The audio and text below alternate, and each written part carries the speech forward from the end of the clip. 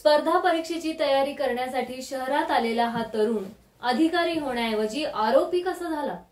झटपट श्रीमंतीचा मार्ग नेमका कुठे नेऊन पोहोचला?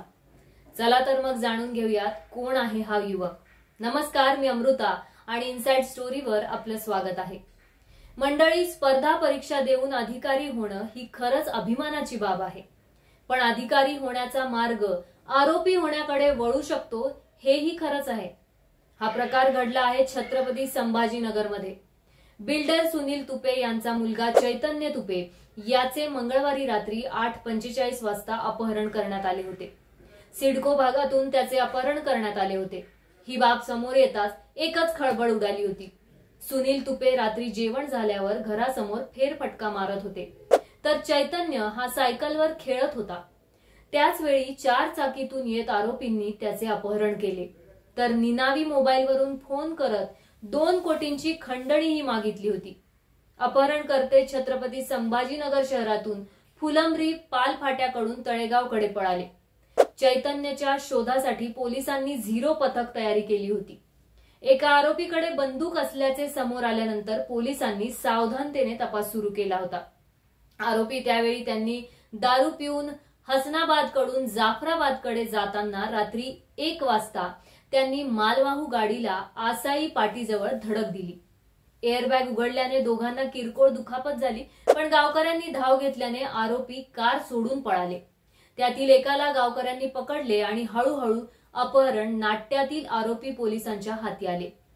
रुग्णालयात भरती आरोपी प्रणव शेवत्रे याच्याकडून अपहरण प्रकरण समोर आले. तपास चक्रे फिरवली.